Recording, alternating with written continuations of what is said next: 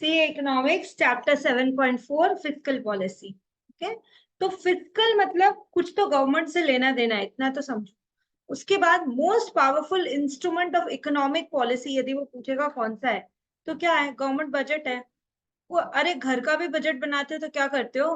कहीं से तो पैसा आ रहा है और कहीं तो जा रहा है, वही तो है। तो government budget is most powerful instrument of fiscal policy.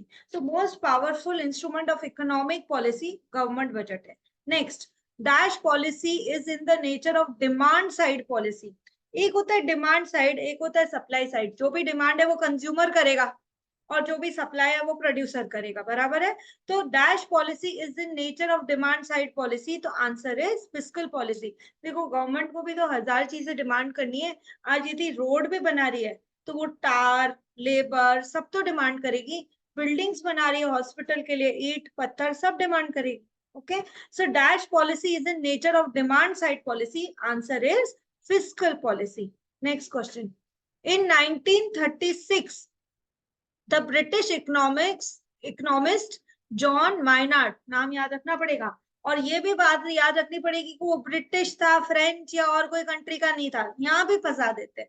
तो इन 1936, पहले याद कर साल, फिर याद कर कि वो ब्रिटिश इकोनॉमिस्ट था, फिर याद कर कि उसका नाम जॉन माइनार्ड था। John Maynard Keynes in his book the general theory of employment interest and money, book का नाम याद कर, the general theory of employment interest and money advocated increase in government spending to combat the recessionary forces in the economy and to solve the problem of unemployment। सुन अभी, देखो जब recession होता है, downturn होता है, जैसे कि प्रोडक्शन कम हो रहा है, ठीक है, प्रोडक्शन कम हो रहा है तो लोगों को फैक्ट्री में रख के क्या करेंगे? अनएम्प्लॉयमेंट हो रहा है। जब उनको काम ही नहीं है तो उनकी स्टैंडर्ड ऑफ लिविंग गिरेगी, क्योंकि उनकी इनकम गिर रही है। हाँ, लोगों की इनकम गिर रही है तो कंट्री का जीडीपी गिरेगा। लोगों की परचेसिंग पावर कम हो रही है, प्रोडक्शन कम, बाइंग कम, मतलब सब चीज जब नीचे नीचे जा रही है तो उसको रिसेशन बोलते हैं, बराबर है। तो रिसेशन के टाइम आम आदमी के पास तो इतना पैसा है नहीं कि वो लेके और है ना वापस से थोड़ा इन्वेस्टमेंट करे, फैक्ट्रियां डाले। रिसेशन के टाइम कौन फैक्ट्री डालता है? अपस्विंग के टाइम फैक्ट्रियां डाली जाती है, और बूम के टाइम, एकदम अपनी पीक के टाइम हाईएस्ट प्रोडक्शन होता है। रिसेशन के टाइम तो सबको नीचे जा रहा है, तो उस समय पैसा किसके पास है? फिर भी गवर्नमेंट के पास है। अच्छा नहीं है तो भी बोरो करके लेकर आ, लेकिन ये रिसेशन के फेज से हमको बाहर तो निकाल। तो जब भी रिसेशन होता है तो गवर्नमेंट को पैसा स्पेंड करना चाहिए to combat recession in the economy and to solve problem of unemployment. देखो खाली दिमाग शैतान का घर। यदि फैक्ट्रियां ही नहीं चल रही है, बंद पड़ी है, तो वो जो मजदूर है वो यदि सड़क पे घूम रहा है, कुछ तो कर्तव्य करेगा। तो इससे बेटर है कि इनको काम देके फैक्ट्री में काम कराओ ना। तो जॉन मैनार्ड कीन्स ने क्या बोला था, जो कि एक ब्रिटिश इकोनॉमिस्ट था, उसकी बुक क्या थी? The general theory of employment interest and money, नाम भी तो याद करना पड़ेगा। The general theory of employment interest and money ने बोला था, इस आदमी ने बोला था जिसका नाम जॉन माइनार्ड कीन्स था, कि जब रिसेशन है तो गवर्नमेंट आए पिक्चर में एकदम बड़े तरीके से, जैसे कि स्क्रीन पे शाहरुख खान आ जाए वैसे गवर्नमेंट आए और क्या बोले, अब तुम स्पेंडिंग करो, चलो गवर्नमेंट स्पेंडिंग करने को रेडी हो। क्यों? रिसेशनरी फेज से किसी को तो कॉम्बैट करना है, एंड पूरा प्रॉब्लम ऑफ अनएम्प्लॉयमेंट को सॉल्व नहीं कर सके तो कम तो करना है। आया समझ में? जब मैं हर चीज बार बार बोल रही हूँ और लिख के तुमको दे रही हूँ, तो लर्न तुमको भी करना पड़ेगा। क्या एमसी इतना बार बार रीड करना, एमसीक्यू बार बार वीडियो देख ले, एमसीक्यू जितना तो हो ही जाता है। Next, fourth most common objective of fiscal policy are full employment. सबसे पहले, सबसे, आज हम इतने बड़ी पॉपुलेशन के देश हैं, लोग फालतू नहीं होने चाहिए भाई। एम्प्लॉयमेंट, छोटा काम बड़ा काम कुछ नहीं होता, काम काम है और वो लोगों को मिलना चाहिए। Full employment, then price stability, ये नहीं कि आज जो चीज 20 रुपए किलो मिल रही है कल को एकदम से 80 रुपए किलो मिल जाए। अरे कहाँ से इतनी इनकम बढ़ेगी किसी की? तो फुल एम्प्लॉयमेंट के बाद प्राइस स्टेबिलिटी भी फिस्कल पॉलिसी का ऑब्जेक्टिव है। ना बहुत एकदम से महंगा हो जाए ना बहुत सस्ता हो जाए, stability. Then economic development, economic development कब होगा? देखो, लोग पढ़े लिखे होने चाहिए, उसके बाद फैक्ट्रियों में प्रोडक्शन होना चाहिए, लोगों को एम्प्लॉयमेंट मिलना चाहिए, कंट्री की जीडीपी ग्रॉस डोमेस्टिक प्रोडक्ट बढ़ना चाहिए। तो ये सब डेवलपमेंट की निशानियां हैं। Okay, then equitable distribution of income and wealth. क्या इंडिया की ये प्रॉब्लम नहीं है क्या कि rich is too rich and poor is too poor? जिसके पास है उसके पास तो अंधाधुंध पैसा है। जो डायमंड का नेकलेस चाहिए खरीद, जो घर चाहिए खरीद, जो गाड़ी चाहिए खरीद, ठीक है, सब खरीद। और कोई तो सड़क पे बैठा है बेचारा। तो ये जो अनइक्विटेबल डिस्ट्रीब्यूशन ऑफ वेल्थ होता है ना, उसको इक्वल करने के लिए क्या करते हैं, कल हमने क्लास में किया था ये, इसको इक्वल थोड़ा बराबर लाने के लिए, शाबाश, देखो इसको याद है, progressive taxation, more tax to the rich and less tax to the poor. ये काम करना पड़ेगा ताकि कुछ तो बराबरी पे आए। अच्छा, उनसे टैक्स जो लेंगे ज्यादा, वो पैसा गरीब के लिए फूड, हेल्थ, शेल्टर, एजुकेशन में खर्चा करेंगे, ताकि धीरे धीरे कुछ डिस्टेंस, इतना बड़ा डिस्टेंस है, कुछ तो कम हो जाए। ठीक है, तो भाई ये क्या एमसीक्यू बन रहा है इधर, जहां 4 पॉइंट एमसीक्यू बन रहा है इधर क्या है, फिस्कल पॉलिसी का objective full employment, price stability, economic development, equitable distribution of income and wealth. इसके अलावा कुछ भी आए तो उसको ऑड मैन आउट करके लात मार बाहर भगा दे। ठीक है, next, priority of developed nation, stability and equality. Developed और डेवलपिंग, एक बात बताओ, यूएस यूके डेवलप्ड है कि डेवलपिंग? India developing. और कई अंडर डेवलप्ड बहुत नेशंस हो जाते हैं, लेकिन सब देखो, अंडर डेवलप चाहेगा कि मैं डेवलप बनूं, डेवलप चाहेगा, सॉरी, डेवलपिंग बनूं, अंडर डेवलप चाहेगा मैं डेवलपिंग बनूं, डेवलपिंग चाहेगा मैं डेवलप बनूं। तो जो डेवलप नेशन है ना, उसको चाहिए स्टेबिलिटी, जहां हूं वहां स्टेबल रहूं, ऊपर नीचे नहीं, stability and equality.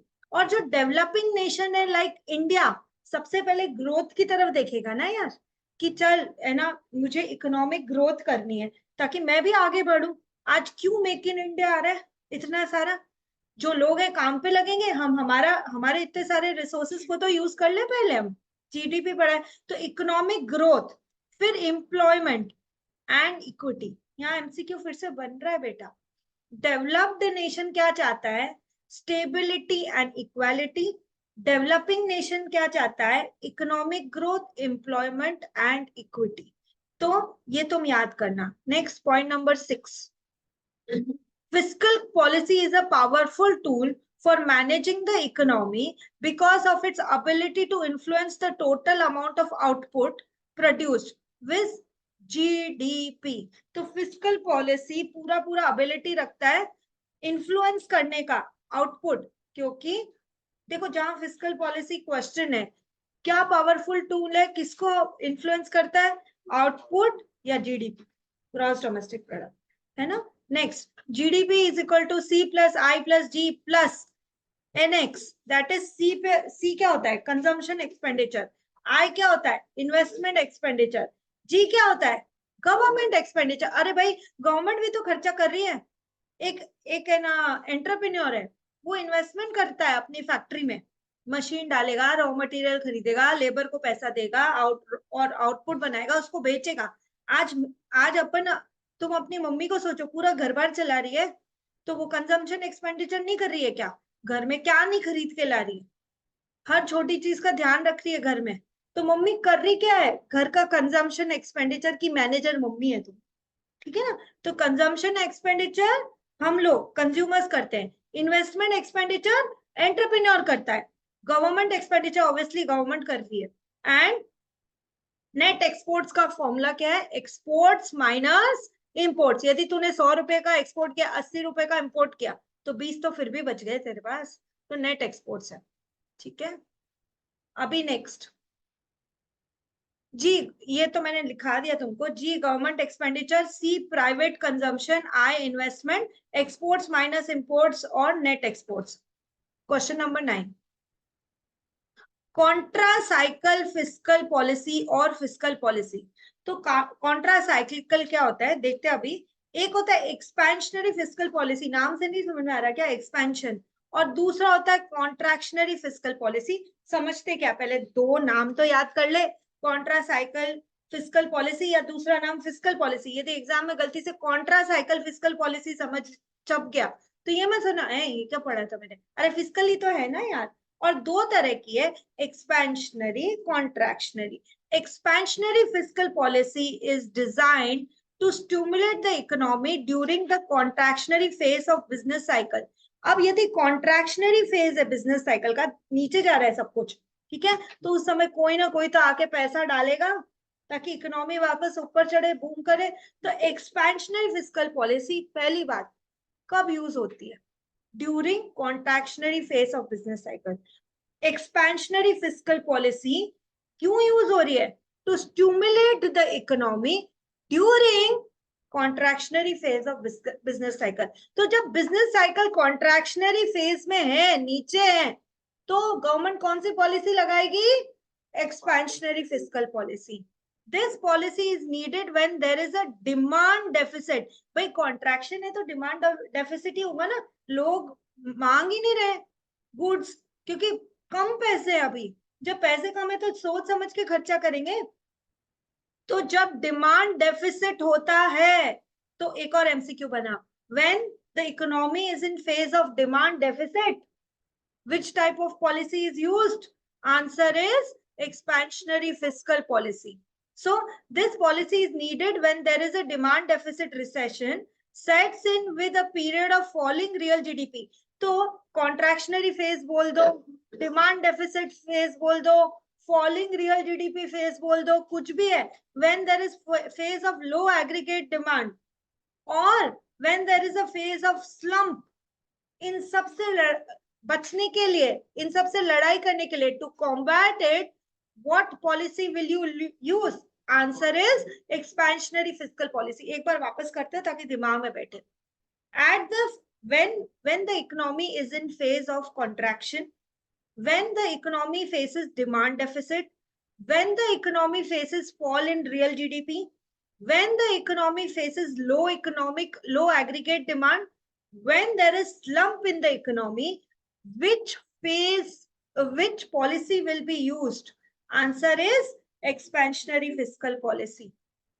Next, in expansionary fiscal policy, government cuts all types of taxes, direct and indirect, so that taxpayers have more money and more purchasing power। expansionary fiscal policy आई तभी है ना जब भाई सब कुछ प्रोडक्शन कम है, ठीक है, रिसेशन में तुम पड़े हुए हो, तो उस समय गवर्नमेंट को क्या करना चाहिए? Government cuts all types of taxes. मान लो तुमने 100 रुपए कमाए, पहले गवर्नमेंट 40 रुपीज टैक्स का लेती थी, तुम्हारे पास 60 रुपीज बचते थे। लेकिन एक्सपेंशनरी फिस्कल पॉलिसी में गवर्नमेंट क्या करेगी? बोलेगी यार तू 100 कमा रहा है ना, 20 में लेती हूँ, अब तेरे पास 80 बचेंगे। तो यदि तुम्हारे पास 80 बच गए तो ज्यादा पैसे बच गए, तू सोचेगा ये 20 रुपए और प्रोडक्शन में लगाता हूँ।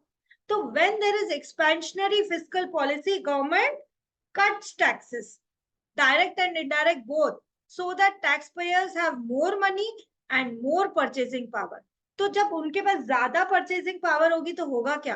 Consequently aggregate demand, output and employment with increase. मेरे पास 60 रुपीज की बजाय अब 80 रुपीज है, अब इसको लैक्स में सोचो, मेरे पास 60 लैक्स की बजाय अब 80 लैक्स रुपीज है, तो 20 लैक्स ज्यादा है। चल यार प्रोड्यूसर सोचेगा चल वापस से फैक्ट्री में ज्यादा प्रोडक्शन करते हैं, लोगों के पास पैसा आएगा, एम्प्लॉयमेंट होगा तो पैसा आएगा, तो वो लोग सोचेंगे चल भाई ज्यादा डिमांड करते हैं, चल बच्चे के लिए आज ये और भी ले चलते हैं, अभी तो मैं कमा रहा हूँ ना अच्छे से। तो वापस पूछ रही हूँ आपको, जब बिजनेस साइकिल कॉन्ट्रैक्शनरी फेज में होता है तब गवर्नमेंट कौन सी पॉलिसी लगाता है? जोर से बताना। एक्सपेंशनरी फिस्कल पॉलिसी लगाता है, ये बात याद रखनी पड़ेगी।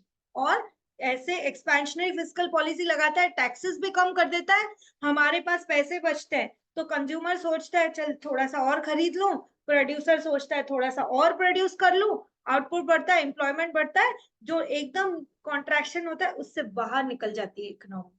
ठीक है, while resorting to expansionary fiscal policy, the government may run into budget deficits। लेकिन गवर्नमेंट इतना खर्चा कर रही है, ऊपर से टैक्स भी कम ले रही है, तो गवर्नमेंट देखो, एक चीज होता है बैलेंस बजट, एक होता है सरप्लस बजट, एक होता है डेफिसिट बजट। तो बैलेंस मतलब तुम्हारा इनकम और तुम्हारा एक्सपेंडिचर सेम है। अरे घर का नहीं होता यार, गवर्नमेंट का क्या होगा? तो ये थोड़ा मिथ है, पर पढ़ना पड़ेगा। जनरली डेफिसिट बजट ही होता है कि भाई मुझे तो पैसा चाहिए ना, मैं लोन लेके भी रेलवे बनाऊंगी। गवर्नमेंट ये सोचेगी ताकि इकोनॉमी डेवलपिंग से डेवलप तो निकले। जब तक तो ट्रांसपोर्टेशन कम्युनिकेशन देश का अच्छा नहीं करेगा, तब तक इकोनॉमी बढ़ेगी कैसे? ठीक है। तो चीज ये है कि हम जब लोगों के पास ज्यादा पैसा छोड़ रहे हैं और हम खुद भी अपनी पॉकेट से ज्यादा खर्चा कर रहे हैं ना, तो टैक्स कम ले लिया मैंने और दूसरा उनको और खर्चा करने के लिए पैसे दे दिए, तो भाई मैं तो डेफिसिट में जाऊंगी ना। तो एक्सपेंशनरी फिस्कल पॉलिसी में गवर्नमेंट का ये प्रॉब्लम होता है, दे में रन इनटू बजट डेफिसिट्स। ये मंजूर है गवर्नमेंट को, डेफिसिट में जाके भी वो इकोनॉमी को रिसेशन से बाहर निकालेगी एक बार। जैसे तुम्हारी मम्मी प्रॉब्लम में जाके भी, मान लो कोई बच्चा है ना, थोड़ा सा रॉन्ग फ्रेंड्स बना चुका है, ठीक है, और उसकी मम्मी को ये बात पता चल गई है, 2 थप्पड़ लगाएगी तुझको, ठीक है, 2 थप्पड़ लगाएगी। लेकिन और एक फॉर द मोमेंट तू सोचेगा कितनी गंदी मम्मी है मेरी, लेकिन एक बार तो तेरे को उस प्रॉब्लम से बाहर निकालेगी, गंदे दोस्तों से बचाएगी। यही तो मम्मी का रोल है, यही तो गवर्नमेंट है इधर, कि खुद बजट डेफिसिट में जाके भी जो इकोनॉमी रिसेशन में पड़ी है उसको वापस अप टर्न में पहुंचा दे, लोगों को एम्प्लॉयमेंट। तो गवर्नमेंट को खुद को बजट डेफिसिट में जाना मंजूर है।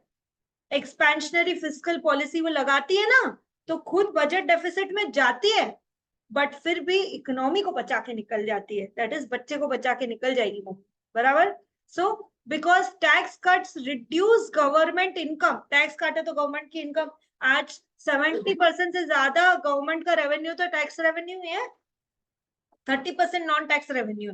तो भाई जब तूने टैक्स ही काट दिया तो तूने सीधा सीधा अपने पैर पे लात मारी है, कुल्हाड़ी मारी है कि भाई मैंने टैक्स काटा तो मेरी इनकम रिड्यूस हो गई गवर्नमेंट की, और मैं फिस्कल बजट डेफिसिट में चली गई। And government expenditures exceed tax revenues in a given year. और गवर्नमेंट का एक्सपेंडिचर बढ़ जाता है, जितनी रेवेन्यू की कमाई है, जितनी कमाई है टैक्स की, उससे ज्यादा तो गवर्नमेंट ने खर्चा कर दिया इकोनॉमी को बचाने के लिए। तो एक्सपेंशनरी फिस्कल पॉलिसी में गवर्नमेंट क्या फेस करती है, बना इधर क्वेश्चन, बजट डेफिसिट, जोर से बोलो ना। एक्सपेंशनरी फिस्कल पॉलिसी में गवर्नमेंट फेस करती है बजट डेफिसिट। जब जब इकोनॉमी रिसेशन में होगी तो गवर्नमेंट क्या लगाएगी, एक्सपेंशनरी फिस्कल पॉलिसी। अब आ जाओ भाई कॉन्ट्रैक्शनरी फिस्कल पॉलिसी में। अब लोगों के पास बहुत पैसा है, अनाप शनाप खर्चे कर रहे हैं, ठीक है, किसी का बर्थडे आता है उस दिन मिलते हैं उसको पैसे, तर तर जो मर्जी खरीदूंगा, ठीक है ना। तो वैसे ही लोगों की भी हालत है। तो अब गवर्नमेंट क्या करेगी, खींच ले। कभी किसी के बर्थडे के इकट्ठे हुए पैसे मम्मी ने लिए हैं क्या? हर बार। तो बस वही है, तू फालतू का खर्चा नहीं करे ना, इसलिए मम्मी खींच रही है, ठीक है। चलो कॉन्ट्रैक्शन, हाँ। हाँ, एक ना छोटा सा कुछ रील था, उसमें एक बच्चा बोल रहा था, मैं नानी के घर जाता हूँ, मेरी जैसे ही गाड़ी में बैठता हूँ, जितने भी नानी हाउस के पैसे होते हैं सब मेरी मम्मी रख लेती है। तो उसके बेचारे की क्या हो जाती है, कॉन्ट्रैक्शनरी फिस्कल पॉलिसी। ठीक है। चलो contractionary fiscal policy when economy is in inflationary phase, inflationary phase, अरे एकदम महंगाई बढ़ रही है, ठीक है, और वैल्यू ऑफ मनी कम हो रही है एंड प्राइस लेवल बढ़ता जा रहा है, उसको बोलेंगे इन्फ्लेशनरी फेज। और when the expansion phase in business cycle likely to induce inflation. देखो अभी उससे पहले अपन ने पढ़ा था इकोनॉमी कॉन्ट्रैक्शनरी फेज में, अब इकोनॉमी यदि एक्सपेंशनरी फेज में है, महंगाई बढ़ रही है, लोगों के पास अनाप शनाप पैसा आ रहा है, अरे यार मार्केट में इतना सामान नहीं है और ये लोग मांगते जा रहे हैं और इनकी डिमांड ही बंद नहीं होती, तो जो है उसकी प्राइस बढ़ा दे तो इन्फ्लेशन हो जाएगा। इन्फ्लेशन के टाइम आई गवर्नमेंट बीच में और कौन सी पॉलिसी लगा दी, कॉन्ट्रैक्शनरी फिस्कल पॉलिसी। अब क्या बोला, contractionary fiscal policy is a fiscal policy aimed at eliminating inflationary gap. मतलब महंगाई के कारण जो इतना सारा ये जो इन्फ्लेशनरी गैप हुआ है कि लोग कम सप्लाई कर पा रहे हैं और लोग डिमांड ज्यादा कर रहे हैं, तो जो चीजें उन्हीं की कीमत बढ़ा दी। आज मैंगो के सीजन में स्टार्टिंग में होता क्या है, तुमने नोटिस किया हो तो जस्ट मैंगो आता है ना सीजन का, तो बहुत महंगा आता है। अपने लोग वेट करते हैं ना कि थोड़ा सस्ता हो जाए तब खरीदेंगे, क्योंकि स्टार्टिंग में तो आई थिंक 2000 रुपीज डजन भी बेचते हैं वो लोग, तब कौन खरीदता है। तो जब बहुत बहुत अमीर है वो खरीदेगा, अपन वेट करते हैं कि कम से कम 800 रुपए, 600 रुपए, 400 रुपए दर्जन हो तब अपन खरीदेंगे। तो स्टार्टिंग में चीज ही कम है मार्केट में, तो जब चीज ही कम है मार्केट में तो जो है उसी की कीमतें बढ़ा दो। तो कॉन्ट्रैक्शनरी फिस्कल पॉलिसी, सबसे पहली बात याद करो, तुमको याद करा रही हूं मैं साथ में, when economy is in inflationary phase, उस समय गवर्नमेंट क्या लगाएगी, कॉन्ट्रैक्शनरी फिस्कल पॉलिसी। और when there is expansion phase in business cycle likely to induce inflation. Contractionary fiscal policy is a fiscal policy aimed at eliminating inflationary gap. बना यहाँ पे question, which policy will government use to eliminate inflationary gap? Answer क्या होगा, contractionary fiscal policy. Contractionary fiscal policy is made to combat inflation and assert bubbles. बहुत ज्यादा है लोगों के पास, तो उस समय गवर्नमेंट क्या लगाएगी, कॉन्ट्रैक्शनरी फिस्कल पॉलिसी। तो एसर्ट बबल्स और इन्फ्लेशन से बचने के लिए गवर्नमेंट लगाती है कॉन्ट्रैक्शनरी फिस्कल पॉलिसी। जो तुम्हारे पास एक्स्ट्रा खींचो इन पे, इनसे contractionary fiscal policy works to decrease in government spending. एक तो खुद अपना खर्चा करेगी कम, और दूसरा क्या करेगी, टैक्स बढ़ाएगी ज्यादा। Contractionary fiscal policy should ideally lead to smaller government budget deficit. अब deficit होगा तो भी कम होगा। Expansionary fiscal policy में भारी budget deficit पे बैठी थी गवर्नमेंट, अभी smaller budget deficit और a larger budget surplus, या तो small deficit होगा और surplus होगा तो वो भी हो सकता है। During inflation, fiscal policy aims at controlling excessive aggregate spending. जैसे मैंने अभी मैंगो का एग्जांपल दिया था, जो मैंगो है उतने ही है, तो इन्हीं को 2000 रुपए दर्जन कर दे तो वैसे ही कम लोग आ जाएंगे। और मुझे करना क्या था, वैसे भी तो मुझे लोगों की स्पेंडिंग कम करनी है यहाँ पे, तो जब 2000 रुपए दर्जन बोल दिया तो आधे से ज्यादा लोग तो बाहर हो गए, अभी नहीं खरीदेंगे, बाद में खरीदेंगे। तो ड्यूरिंग इन्फ्लेशन फिस्कल पॉलिसी का एम क्या होता है, कंट्रोल कर लोगों की एग्रीगेट स्पेंडिंग बहुत ज्यादा बढ़ रही है, नीचे लेके आओ उसको, ये उसका एम होता है। ड्यूरिंग डिफ्लेशन और a period of sluggish economic activity, पहले तो ये बात याद रखो, डिफ्लेशन या डाउनटर्न को हम ये भी बोलते हैं it is a period of sluggish economic activity. एक रिवर है जिसमें खूब पानी भरा हुआ है, आराम से फ्लो हो रहा है, रिवर गंगा। एक है तो मिट्टी का गड्ढा खोदो छोटा सा, उसमें पानी भर, कैसा होगा वो, एकदम गंदा सा थलथला और इतना सा पानी होगा, तो इतना सा ही है तो स्लगिश है। ठीक है, तो क्या बोल रहे हैं, ड्यूरिंग डिफ्लेशन और a period of sluggish economic activity fiscal policy aims to compensate the deficiency in effective demand by boosting aggregate spending. ठीक है, तो ड्यूरिंग डिफ्लेशन जो कि period of sluggish economic activity है, फिस्कल पॉलिसी एम क्या कर रही है, compensate the deficiency, already deflation में बैठे तो ये कंपनसेट करेगी deficiency in effective demand by boosting aggregate spending. ठीक है, नेक्स्ट पॉइंट नंबर 12, इंस्ट्रूमेंट्स या टूल्स ऑफ फिस्कल पॉलिसी। देखो फिर से 4 आ गए, तो एमसीक्यू बनता है, इतना तुमको समझता होगा, पॉइंटर में लिखने का मतलब ही यही। फर्स्ट इज टैक्सेस, सबसे पहले तो टैक्स बड़ा इंस्ट्रूमेंट है यार, लोगों के पास ज्यादा पैसा छोड़ना है यदि गवर्नमेंट को, तो टैक्स रेट, ज्यादा पैसा छोड़ना है तो उनके पास ज्यादा, तो टैक्स रेट कम कर दे, और यदि लोगों से पैसा खींचना है तो टैक्स रेट बढ़ा दे। रिलेशनशिप कैसा है, इनवर्स या इनडायरेक्ट रिलेशन है। तो पहला इंस्ट्रूमेंट या tool of fiscal policy is taxes. दूसरा इंस्ट्रूमेंट गवर्नमेंट का एक्सपेंडिचर। अभी एक्सपेंशनरी फिस्कल पॉलिसी और कॉन्ट्रैक्शनरी फिस्कल पॉलिसी में दो, ये मैंने बहुत अच्छे से पढ़ा है, टैक्सेस और गवर्नमेंट एक्सपेंडिचर, दो बड़े टूल सीखे ना तुमने दोनों में। Next is public debt, debt लेना, आज कहीं कितने सोर्सेस से गवर्नमेंट डेट ले सकती है। एंड चौथा इज गवर्नमेंट बजट, देखते नहीं हो क्या पार्लियामेंट में बजट बनते हुए, कभी तो टीवी पे देखा होगा तुमने। तो ये 4 इंस्ट्रूमेंट्स है या टूल्स है फिस्कल पॉलिसी के। पहला टूल टैक्स, दूसरा टूल गवर्नमेंट का एक्सपेंडिचर, तीसरा टूल पब्लिक डेट, और चौथा टूल गवर्नमेंट बजट। बार बार सुनोगे वीडियो को तो भी याद होगा। Tax and disposable income has inverse relationship, लिखा अभी समझाया। टैक्स बढ़ेगा तो फिर लोगों के पास डिस्पोजेबल इनकम कम रहेगी, और टैक्स घटेगा लोगों की डिस्पोजेबल इनकम बढ़ जाएगी। डिस्पोजेबल इनकम का मतलब क्या होता है वैसे? Income after tax is disposable income. 100 कमाए, 30 का टैक्स दे दिया, 70 बचे, उसको डिस्पोजेबल इनकम बोलते हैं।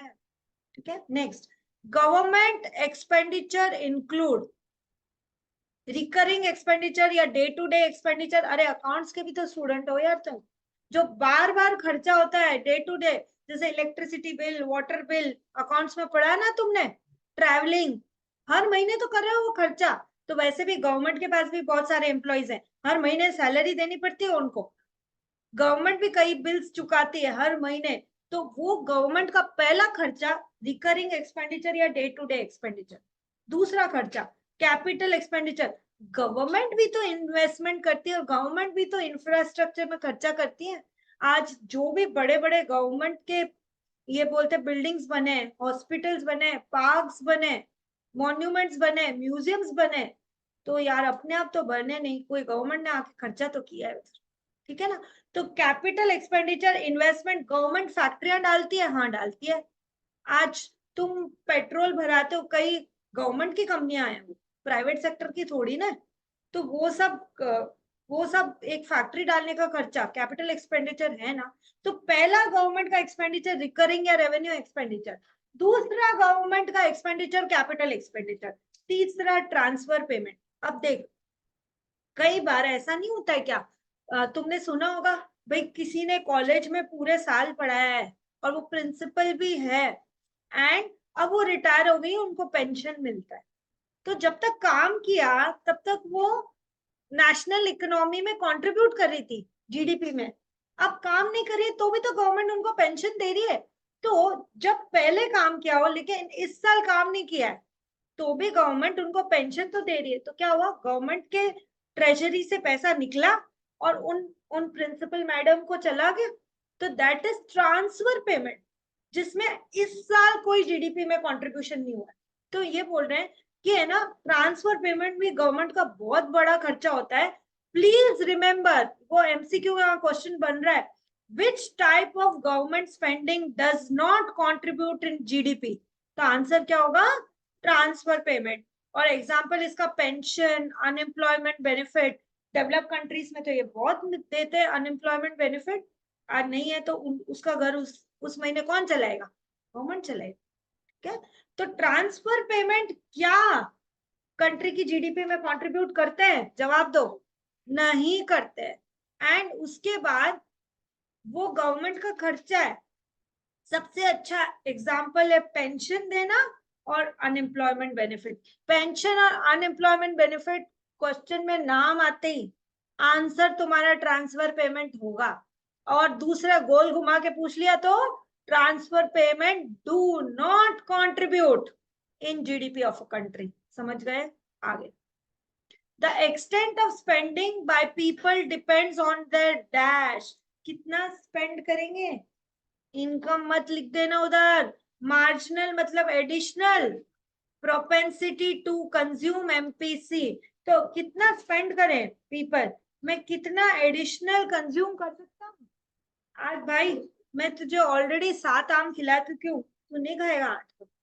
उल्टी करना है क्या? नहीं खा पाएगा। तो extent of spending of people depends on MPC, तीसरी बात याद रखना।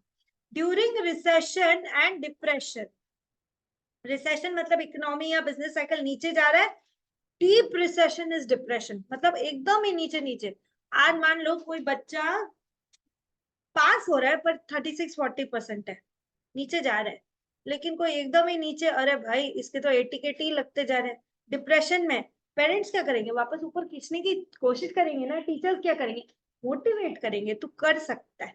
तो एक रिसेशन मतलब नीचे गिरना इकोनॉमी का, बिजनेस साइकिल का। डिप्रेशन मतलब धरातल में है तू, अभी बहुत बुरा रिसेशन है तो डिप्रेशन होगा।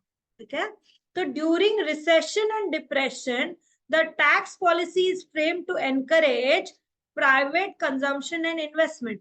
टैक्स कम लगाओ रिसेशन और डिप्रेशन में, ताकि लोगों के पास थोड़ा पैसा बचेगे तो कुछ तो सोचेगा, चल इससे बिजनेस करता हूँ, फैक्ट्री डालता हूँ, फैक्ट्री में इन्वेस्टमेंट हो जाएगा तो शायद आउटपुट बनाऊंगा, बेचूंगा तो प्रॉफिट कमा लूंगा।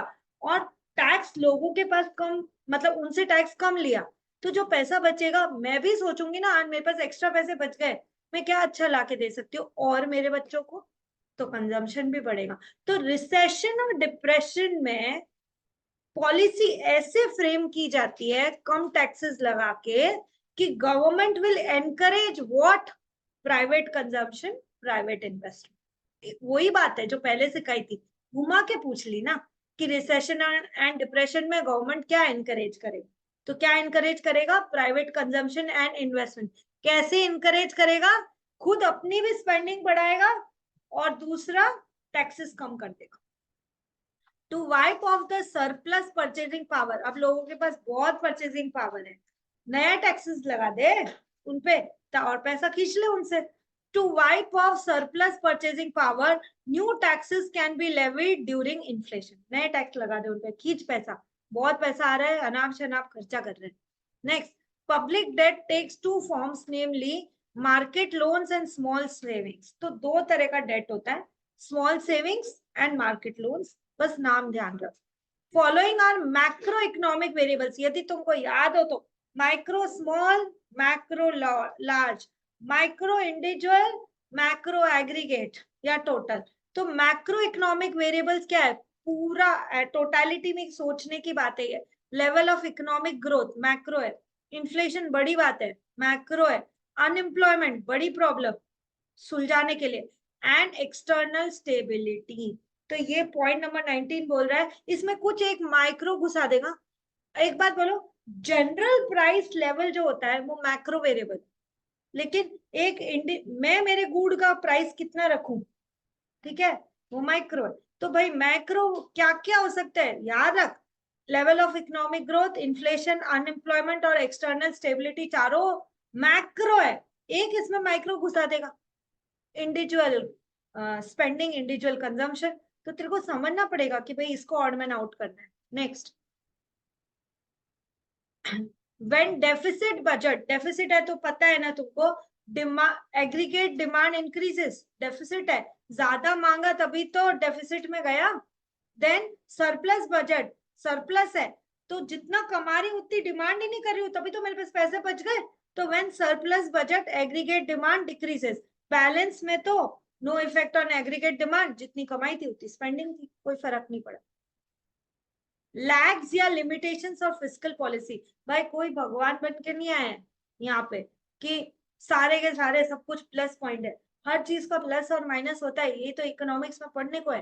तो लैग्स या लिमिटेशन ऑफ फिस्कल पॉलिसी क्या है, रिकॉग्निशन लैग, यहाँ एमसीक्यू बन रहा है खतरनाक, देखो तो, recognition lag, decision lag, implementation lag और इम्पैक्ट लैग, चारों लैग में पढ़ाऊंगी, बट नाम तो याद होने चाहिए, नाम याद करो मेरे साथ, recognition lag, decision lag, implementation lag और इम्पैक्ट लैग। ठीक है, सिर्फ याद कराने के लिए एक फालतू की स्टोरी बताती हूँ, ठीक है। लैग्स या लिमिटेशंस ऑफ फिस्कल पॉलिसी, ठीक है, मीत की गर्लफ्रेंड थी। ठीक है, तो ये तो उसको गर्लफ्रेंड समझ रहा है। वो कॉलेज में सोच रहा है मेरी गर्लफ्रेंड, मुझे देख के वो भी स्माइल की, तो मतलब मेरी गर्लफ्रेंड ही है, इसको थोड़ा हो गया, वो उसको पहचान भी नहीं रही। ठीक है कौन ये मीत, अच्छा, तो ये है रिकॉग्निशन लैग। ठीक है, रिकॉग्निशन लैग, तो वो इसकी गर्लफ्रेंड तो उसको पहचान नहीं रही है, प्रॉब्लम हो गया रिकॉग्निशन का, ये समझ रहा है मेरी गर्लफ्रेंड है, रिकॉग्निशन लैग। ठीक है, अब ठीक है, ये फ्रेंडशिप करने की कोशिश कर रहा है, वो तो डिसाइड ही नहीं कर पा रही कि फ्रेंड में बनाऊं या नहीं बनाऊं। Second, decision lag, recognition lag, decision lag. तो मीत सोचता है चल यार कैसे तो मेरी फ्रेंड बने, इसको बोलता हूँ मेरे साथ पढ़ना ये वाला चैप्टर थोड़ा, ठीक है, he is trying his best. वो इम्प्लीमेंट नहीं कर पा रही है कि पढ़ू या नहीं पढ़ू इसके साथ बैठ के, एक्स्ट्रा टाइम में एक चैप्टर जो कि इकोनॉमिक्स का चैप्टर नंबर 7 था, अब पढ़ू या नहीं पढ़ू इसके साथ, वो इम्प्लीमेंट ही नहीं कर पा रही है, इम्प्लीमेंटेशन लैब। और एंड में मीत ने क्या सोचा, यार मैं तो इस पे इम्पैक्ट ही नहीं दे पाया जरा भी, ठीक है। तो इम्पैक्ट लैब, तो ठीक है भाई, कैसे भी करके ये 4 पार्ट। मीत, तेरी गर्लफ्रेंड तेरे को रिकॉग्नाइज नहीं की, डिसीजन तक नहीं बना पाई कि मैं तेरे को बॉयफ्रेंड बनाऊं कि नहीं, फिर साथ में चैप्टर पढ़ने का इम्प्लीमेंटेशन भी नहीं हुआ, और तू उसको इम्पैक्ट देने में नाकामयाब रहा। तो ये 4 लैग हो गए फिस्कल पॉलिसी के 4 लैग, ठीक है। प्लीज पॉइंट्स लर्न करोगे कैसे। अब आओ लीकेज।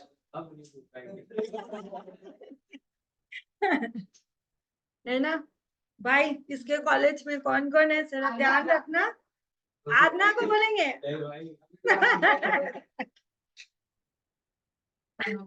अच्छा वो अपनी भाई, वो है ना फिस्कल पॉलिसी चैप्टर से बाहर निकल के अपनी गर्लफ्रेंड को याद करने पहुंच चुका है, वापस आजा मीर। चलो next is when leakage.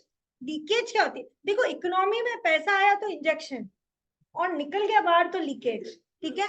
Leakage injection, when leakage injections it is called as balance budget. When leakage is equal to injection, जितना पैसा गुजारा था ना, मतलब इंजेक्शन हुआ था उतना ही लीकेज हो गया, तो जितना इंजेक्शन था उतना ही लीकेज हो गया, तो this is called as balance budget. तो ये भी एक तरीका पूछ सकता है, when leakage is equal to injections it is called as dash, answer is balance budget. Next, deficit budget when leakage is less than injections.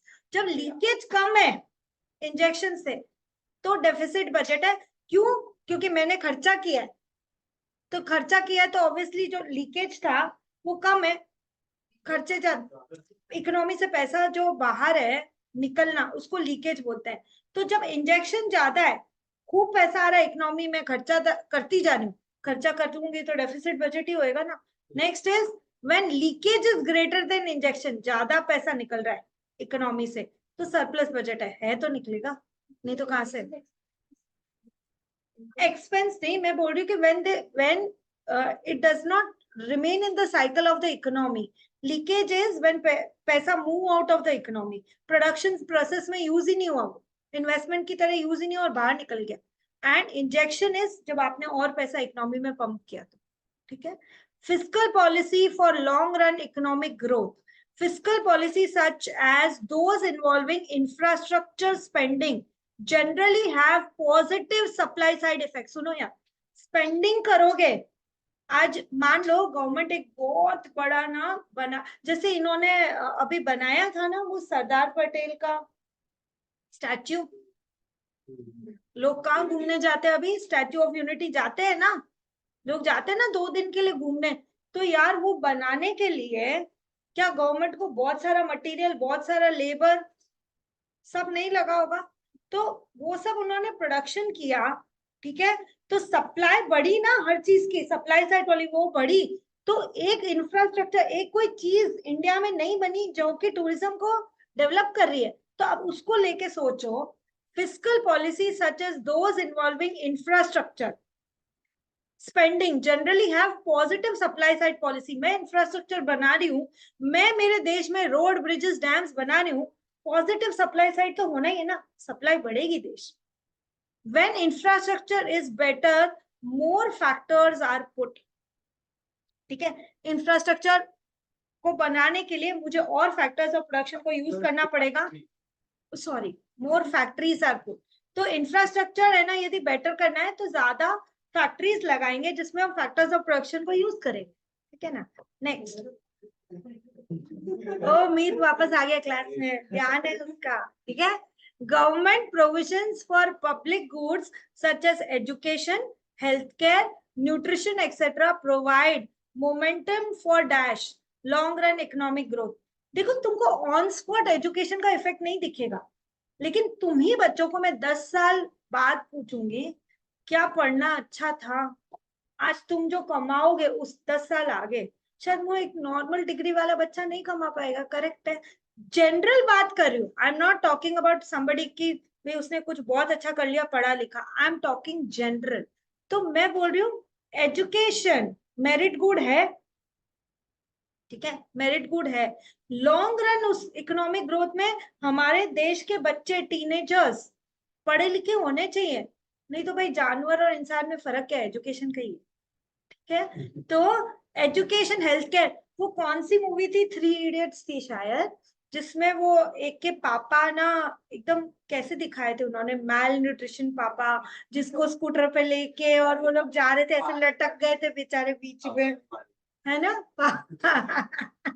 तो हेल्थ केयर, कई कई, इनफैक्ट ये तो मजाक की बात है, बट कई कई बच्चे देखते हो कैसे मैल न्यूट्रिशन एकदम, मतलब जैसे हैंगर में कपड़ा लटका दिया वैसे हालत हो जाती है उन बच्चों की, खाना ही नहीं मिल रहा है। तो गवर्नमेंट एजुकेशन, हेल्थ केयर और न्यूट्रिशन पे ध्यान देती है, और इसलिए नहीं कि कल ही कल उसको कुछ मिल जाएगा।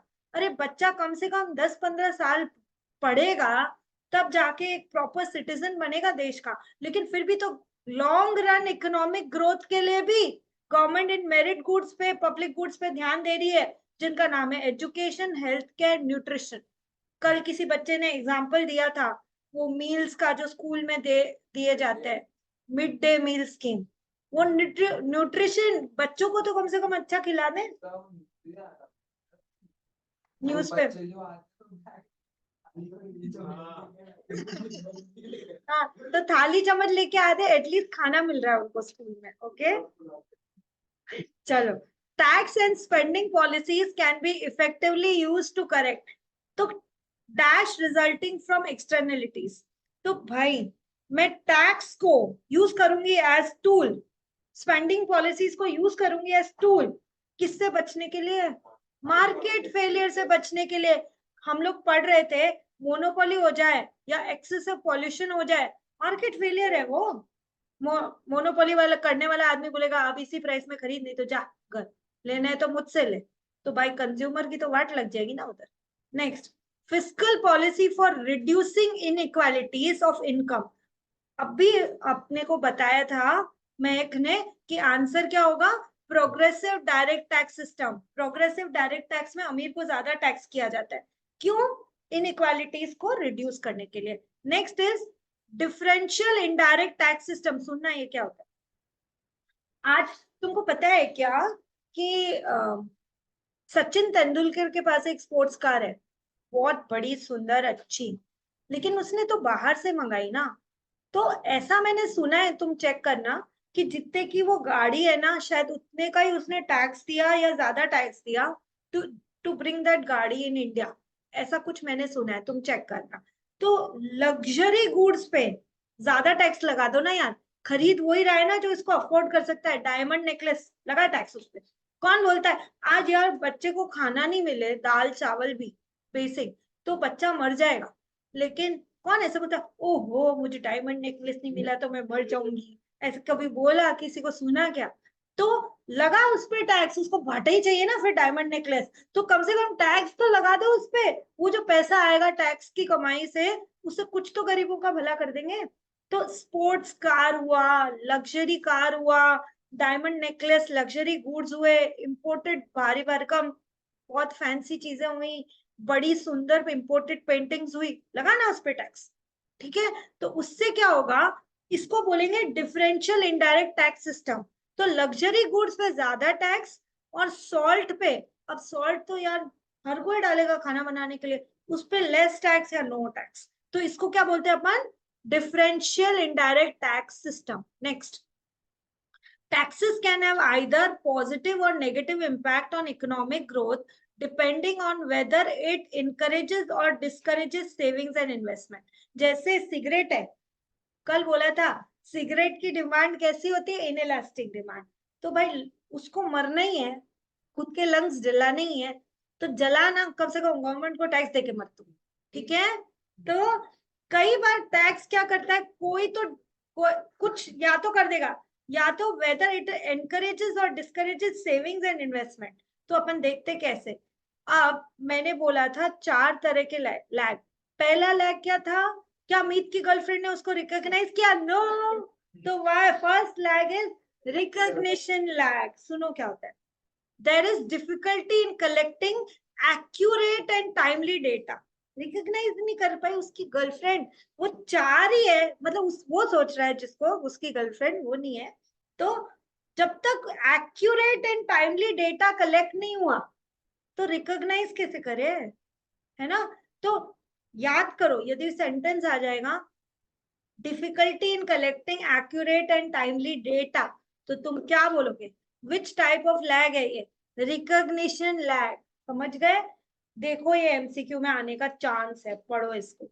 नेक्स्ट, अब तो वो जान ही नहीं पा रही क्या डिसीजन लू यार, अप्रोप्रिएट होगा मीत या मेरे लिए नहीं होगा पता नहीं, सो डिले कर रही है, सोचती जा रही है, delay and likely to occur to make decision on the most appropriate policy.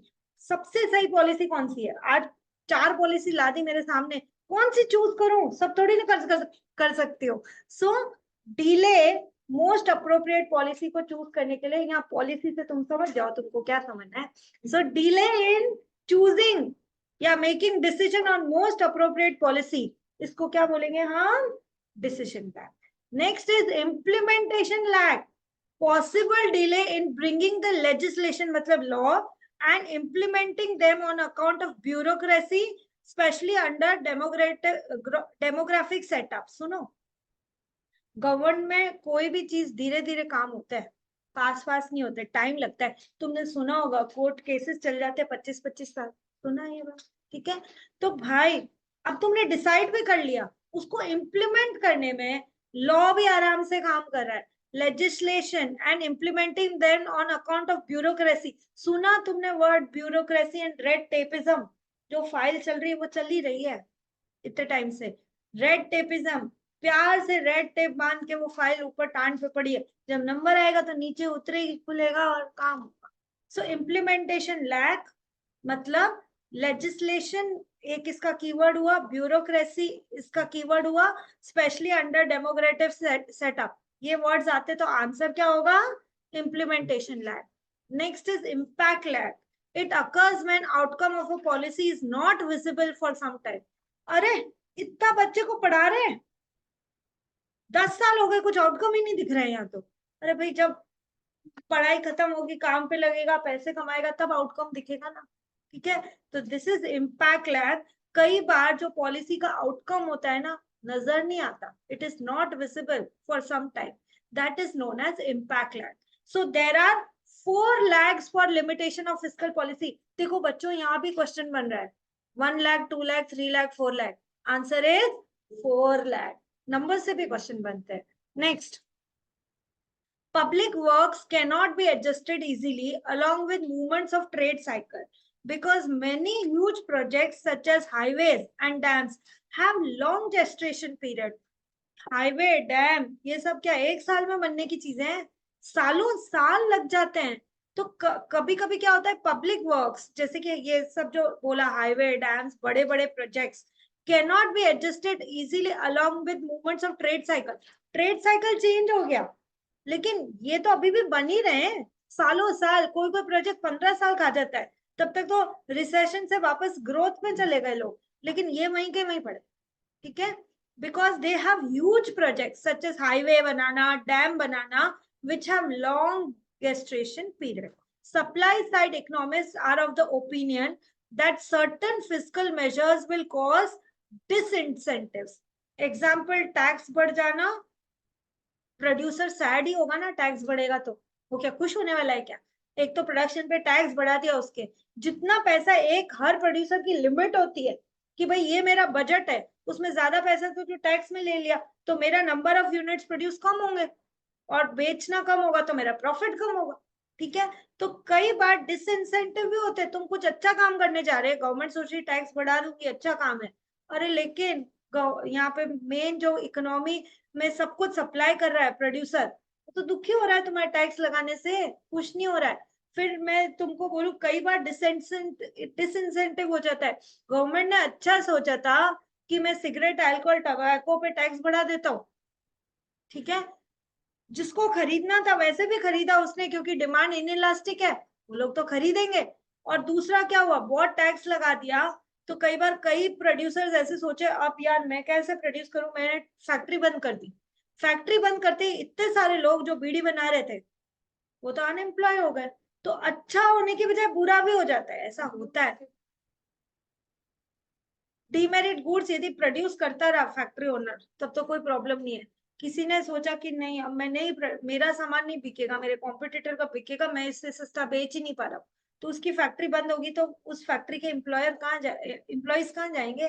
तो चाहता अच्छा कि लोगों के फेफड़े खराब नहीं हो सिगरेट से, और हो गया अनएम्प्लॉयमेंट। ठीक है, ऐसा भी हो जाता है। तो कई बार डिसइंसेंटिव भी हो जाते हैं। Next, increase in borrowing will create perpetual burden of debt on government in future. Point number 36, this is limitation of fiscal policy. तो perpetual burden of debt, भाई मैं खूब लोगों का, गवर्नमेंट सोच रही है मैं मेरे देश के लोगों का भला करूं, बोरो करके भी तुमको इंफ्रास्ट्रक्चर प्रदान कर रही है, बट उसके लिए उसके खुद के सर पे डेट का भार बढ़ता जा रहा है, डेट लेती जा रही है, इंटरेस्ट का मीटर रुकेगा क्या? एक कहावत है मारवाड़ी में, बेटा कमाए दिन दिन, ब्याज कमाए दिन रात। दैट इज, जब बेटा सो रहा है ना रात को, नेक्स्ट डे जाएगा वापस काम करने, इंटरेस्ट का मीटर तो चल रहा है। यदि तुमने सुना हो सेइंग, तो बोलते हैं 7 वंडर्स ऑफ द वर्ल्ड होते हैं ना, 8th wonder of the world क्या है पता है? कॉमर्स स्टूडेंट से पूछो, compound interest. Compound interest is 8th wonder of the world. तुम कंपाउंड करो, लेटर इयर्स में इतना पैसा इतना कैसे बन गया? तो भाई डेट तो गवर्नमेंट लेके बैठी है, और बर्डन उसके सर पे सिर्फ प्रिंसिपल का ही नहीं, इंटरेस्ट का है, कंपाउंड होते जा रहा है उसके सर पर। तो भाई अच्छा करने जा रही है वो, है ना, खूब डेफिसिट बजट में जा रही है, परपेचुअल बर्डन ऑफ डेट। यहाँ पे मैंने कुछ बात लिखी है जो इम्पोर्टेंट बात है, सुन लो इसको। मैंने स्टडी मटेरियल को समराइज करके पॉइंट वाइज में तुमको लिख के दिया है। स्टडी मटेरियल अपनी भगवत गीता, अपन को उसको छोड़ना नहीं है। स्टडी मटेरियल जो बच्चा नहीं पढ़ता है, भाई तुम फेल होने के लिए तैयार रहो। इंस्टीट्यूट बोल रहे मेरा मटेरियल अपन नहीं पढ़ रहे, तो मैंने कोशिश की है मैं उसी को पॉइंट वाइज तुमको लिख के दे दूं, जो मैंने इजी लैंग्वेज में यहाँ पे पॉइंट्स में तुमको लिख के दिया। लेकिन हर चैप्टर के पीछे एक समरी है, वो समरी करना अपना धर्म है। दूसरा, हर चैप्टर के पीछे एमसीक्यू है विद आंसर, वो करो। तीसरा, पास्ट पेपर्स की बुक मिलती है, वो करो। चौथा, revision test papers, mock test paper, जो कि मैं तुमको दे दूंगी, इंस्टीट्यूट देती है हर साल के मेरे पास पड़े हैं, वो मैं तुमको दूंगी। तो मेरा पॉइंट सिर्फ यही है, ये सब हम करते हैं ना, तब हमारा चैप्टर खत्म होता है। ठीक है, और मुझे यही बोलना है, स्टार्ट किस चीज से करना है? मेरे नोट्स को मास्टर करके हमको स्टार्ट करना है। Next, point number 37, increase in government spending during recession. Recession में तो ये करते हैं ना, will crowd out private spending in the economy. देखो रिसेशन है, आज एक इंडिविजुअल की इतनी औकात नहीं कि उस रिसेशन में वो और पैसा डाले, कहां से लाएगा भाई? तो वो जो प्राइवेट सेक्टर है, रिसेशन में क्या हुआ, बाहर निकल गया, कि अब मैं प्रोड्यूस नहीं कर रहा हूँ, बाहर निकलने को क्या बोल रहे हैं, क्राउड आउट।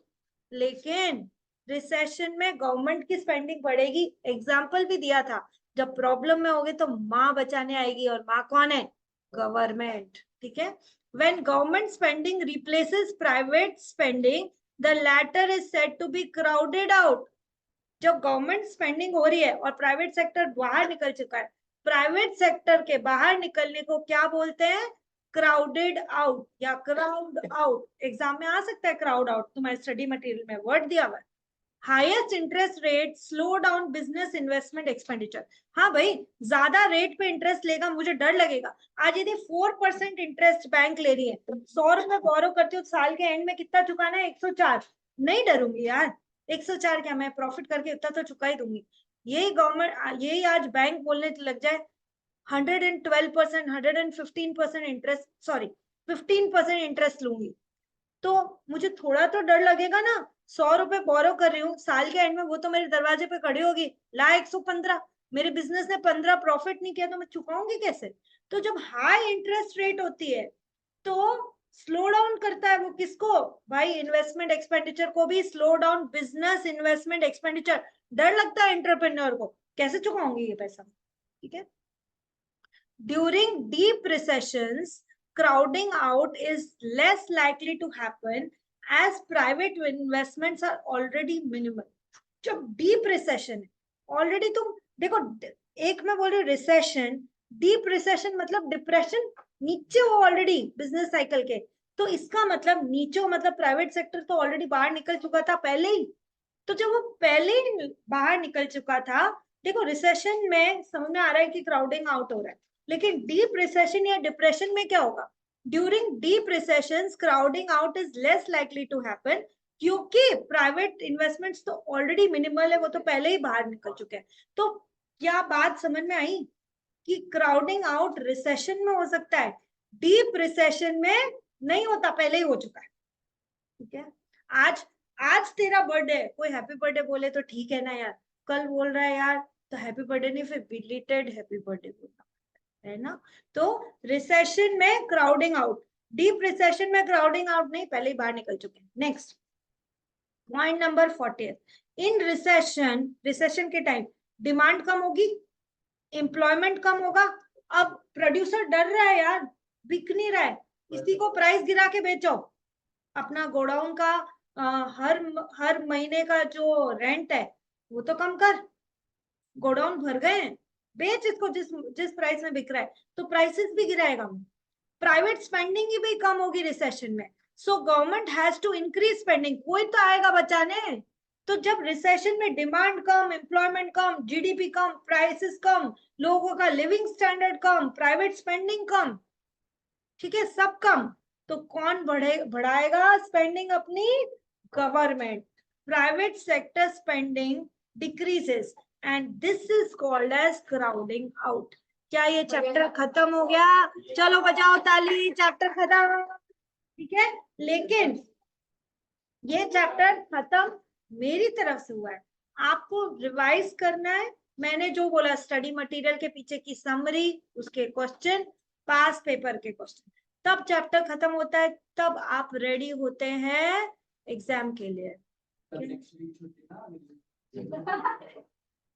अच्छा, ऐसी बात